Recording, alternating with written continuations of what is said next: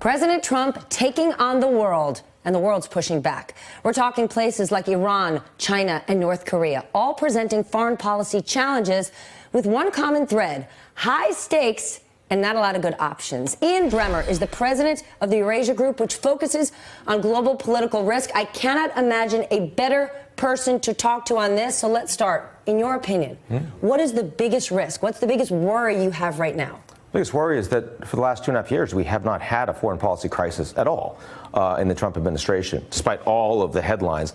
I don't think that's sustainable for much longer. We're seeing significant escalation in the confrontations in our relations with a number of countries around the world. We talked about Venezuela, talk about Iran, talk about North Korea, talk about China.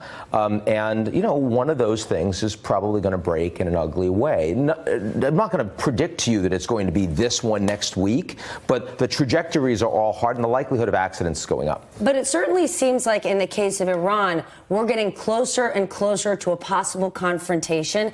And there's a lot of mixed messages. How do you see things there? When we left the Iranian nuclear deal, the Iranians took a calculation that they would basically suck up the economic hardship and hope that Trump was only going to get one term. So in other words, wait him out.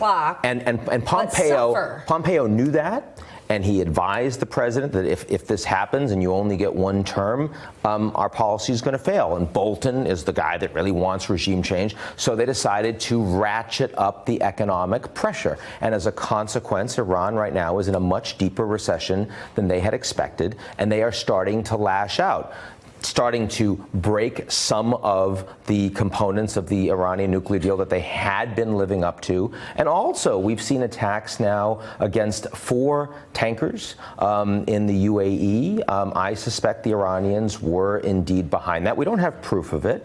They were empty, but they're showing that they could close the Straits of Hormuz, for example, if they needed to. You have a hard time getting around that they're important and they're not to be pushed around. And there are people in the Trump administration, again, the National Security Advisor, John Bolton, that would love to get the Iranians to take the bait so that we have an excuse to hit them hard. I don't believe that's Pompeo's position. I don't think it's Haspel's. I don't think it's Trump's. But we have to recognize that that's out there. Then what position does all of this put us in vis-a-vis Russia?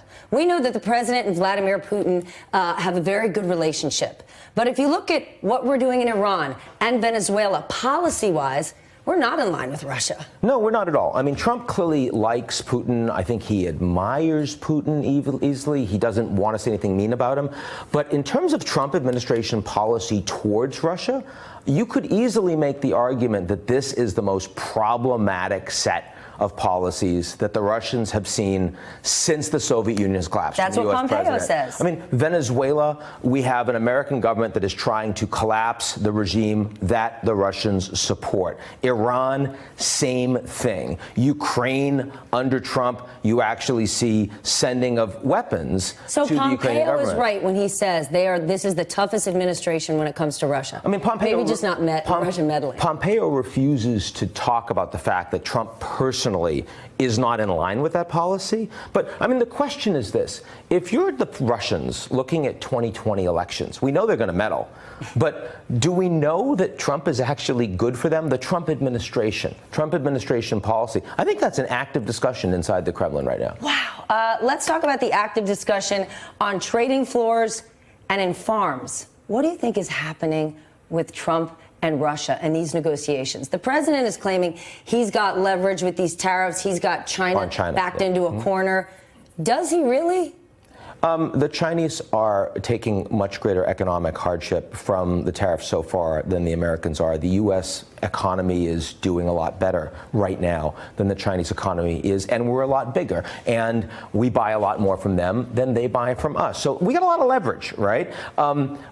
But the next round of tariffs, if we were to implement them, would be the ones on all the consumer durables that Americans buy. So if we do that, we're going to feel it. We're going to see it. Those are voters. It's going to be all over the media. And does Xi Jinping care if they're suffering economically? Yeah, he does. Of course he does. I mean, he's not a Democrat. autocrat, but he doesn't want to look weak domestically, but he also doesn't want his economy to start cratering. And they wanted to move towards a more consumer-driven economy. And if you look in the last few months, it's all been state, state, state, because they've got to keep their numbers relatively robust. So I do believe that the Chinese are taking very seriously that they want to get to a deal. They don't want to lose face, but they want to get still to a deal for the G20 meeting in Osaka coming up next month. And if that happens, Trump's going to look pretty good on U.S.-China. But yesterday, the Trump administration also put really tough policies in place on Huawei and on 5G, trying to hit the Chinese really hard, trying to get American allies in Europe to not use Chinese companies for 5G, use American companies. But Huawei signed a letter that said we'll behave. They did. Trust and verify, right? Trust and verify. They're not going to do that. Hey there, I'm Chris Hayes from MSNBC. Thanks for watching MSNBC on YouTube. If you want to keep up to date with the videos we're putting out, you can click subscribe just below me or click over on this list to see lots of other great videos.